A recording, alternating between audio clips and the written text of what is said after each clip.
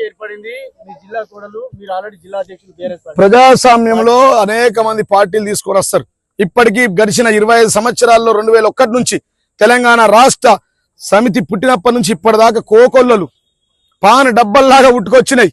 పెద్ద పెద్ద నాయకులు ఈ రాష్ట్రానికి హోంమంత్రి నాయకులు దేవేంద్ర గౌడ్ ఒక పార్టీ తీసుకొచ్చాడు, కోదండ రామ్ గారు ఆయన ఒక పార్టీ తీసుకొచ్చాడు, ఆలే నరేంద్ర ఆయన ఒక పార్టీ తీసుకొచ్చాడు, విజయశాంతి ఆయన ఒక పార్టీ తీసుకొచ్చారు.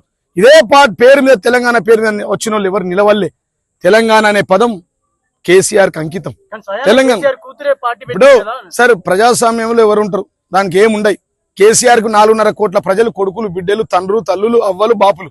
ఆయన కుటుంబాన్ని ఎప్పుడు అది చేసుకోలే. కేసీఆర్ కుటుంబం అంటే ఇప్పుడు నేనున్నా, కేసీఆర్ కొడుకు రక్తం పంచుకొని పుట్టకున్నా, రక్తం పట్టుకొని పుంజుకున్న కంటే ఎక్కువ ప్రేమ మా మీద. మాకు 2 సార్లు 3 సార్లు టికెట్ ఇచ్చాడు, 2 సార్లు ఎమ్మెల్యే చేశాడు నన్ను. మా అమ్మ సర్పంచ్ కాదు, మా నాన్న ఉప సర్పంచ్ కాదు, అట్లాంటి నన్ను 3 సార్లు పోటీ వేయించాడు, 2 సార్లు గెలిపించాడు, పియూసీ చైర్మన్ ఇచ్చాడు, జిల్లా పార్టీ అధ్యక్షుడిగా చేశాడు నన్ను. అంటే కేసీఆర్ కు జీవన్ రెడ్డి కొడుకు కంటే ఎక్కువ, బిడ్డ కంటే ఎక్కువ. అట్లా తోడబుట్టిన వాళ్ళు మాట్లాడితే అది చూస్తారు, కర్మ సిద్ధాంతం అది వారికే వర్తిస్తుంది, అది త్వరలోనే మీరు చూస్తారు. ఇప్పుడు కడుపులో పుట్టినటువంటి బిడ్డ మాట్లాడిందంటే ఆమె విజ్ఞతకు వదిలేస్తాం మేము. మాకెంతో దుఃఖం వస్తుంది, ఎంతో బాధ కలుగుతా ఉంది ఇలా వారు మాట్లాడుతూ ఉంటే.